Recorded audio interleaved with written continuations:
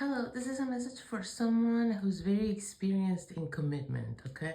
And so if this message is for you, maybe you've been married several times, maybe you've had a series of serious relationships, maybe you've been committed a really, really long time. Whatever the case is, if this message is for you, you're at a point in your life where you are like coming to complete new realizations about relationships and love. And so what I'm getting actually is, no, this is not for someone who's been committed to one person for a really long time. No, this is someone who's had a series of committed relationships. And they could have been marriages or not, but you've been committed to more than one person for long-term times. And you feel something's happened recently in your life that's making you really come to terms with an important life lesson. That's very interesting that this is the message that's coming through, because this is one of my major lessons personally from living in the United States and from doing love readings like I did for many years in the United States after doing love readings in Spain, okay, where I'm from. So this is very interesting that this is the message that's coming through, because this is something I've talked about a lot in my personal life and with my personal clients. And I think, especially in America, this is a very important, confused concept, I feel like, personally, okay? So, if this message is for you, what's happened recently is you found yourself in love with someone, okay? And this is an unexpected love, okay? You didn't expect to fall for this person. And it's making you rethink what you think about love. And here's the thing, you're a person, if this message is for you, who've been, what they call it here, a serial dater, but it's not dating because you were committed to each one of these people. It's not like you were, I mean, honestly, I have trouble understanding the American dating concept. So hopefully I'm able to communicate this properly, okay? But what's happened here is you must be American, because you really bought into this idea that love is a choice, that it means that someone chooses you. And so you also must not be gay, because if you're gay, you know that love is not a choice. But so this message must be for a straight American person. A straight American person that's bought into this American idea. I'm convinced that the ring companies, or the jewelers and the wedding industry came up with this, by the way. I'm convinced after living here many years. Love is not a choice, okay?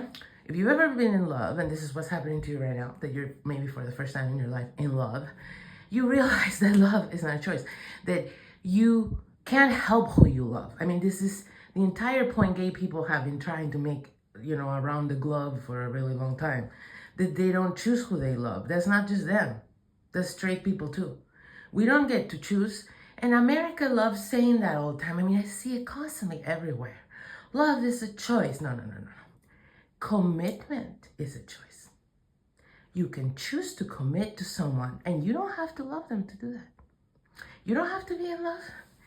And you can choose not to commit to someone that you are deeply in love with. So that is the actual choice. Are you going to commit to this person? Are you going to commit to the love you feel for them? Are you going to follow the path of this love you feel? That is the choice. That is the choice even for gay people. Okay, you're going to stay in the closet. You're going to come out of the closet. That's your choice, right?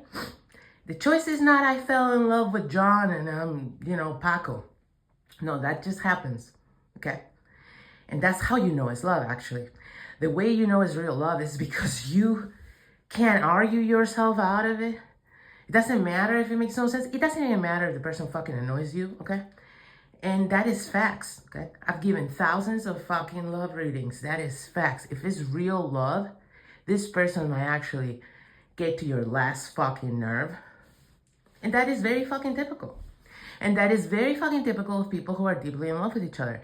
And that doesn't fit into the pretty American picture of, choose me, I chose him, he chose me, we have incredible proposal, incredible pictures, incredible wedding, we're on the paper, there's pictures every 3 months of us on social media, posing and doing things, oh, we're so perfect couple. I mean, you chose that for sure. But That's not being in love. That's putting on the American couple show. And you chose that, okay. Did you like it? Is it fun? Are you enjoying it? That's really the question you should be asking yourself. I can tell you, I'm sure there's still, right now, millions of gay people that are doing that with someone their mom likes, okay? Because it works, all right? And so if you want that and you like that, that's usually fine unless you happen to find yourself falling in love with somebody. Now that becomes a real problem. Again, seen it fucking hundreds of times. It becomes a real problem when you're living a, this choice, love thing. You choose a love, okay? And you have your chosen love, and it's great. And then you fucking fall in love with somebody. Damn it. And that's how life works, because that's how love works, okay? God doesn't make you fall in love with convenient people. Never fucking happens. I mean, and if it happens, it's rare. That's what I'm gonna say. It's rare, because real love is usually full of lessons. It's usually full of like incredible like soul journeys, okay? And that's why souls like come together in this lifetime in this magical way that love actually is. Love is a very magical thing. I would say love is maybe the number one thing that even atheists have trouble denying, right? Like love is this real force in the universe, on Earth. Let's just say on Earth, because we don't know in the universe, right? Let's be extremely logical. Love is an incredible force on Earth, and we've watched it happen for hundreds of years. We have a lot of historical evidence of the incredible things that happen when someone falls in love with someone else. Okay, this is a very intense.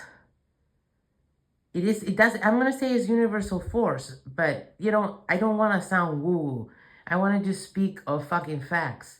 And we all know that that's a fucking fact, right? We all know, if you've read any history, it's obvious that people falling in love with each other is a huge part of what's shaped history, human history, actually. So it's an incredible force for humankind.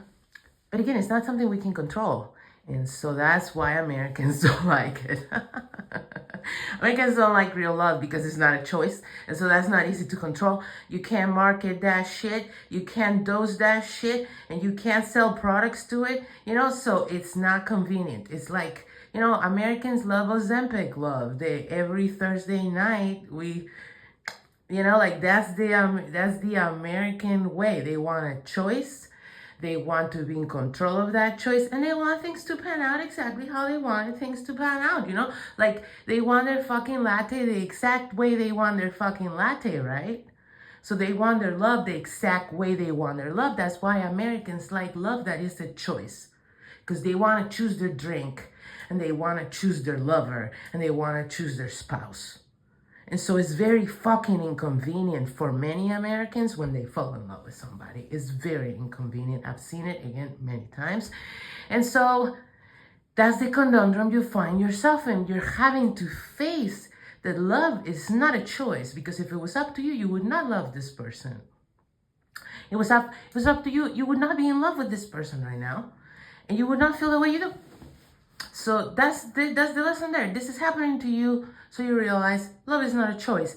And there's many more lessons that could come out of this, but this is the one the message is about. So hopefully this was helpful and not totally annoying, which I'm afraid it might be.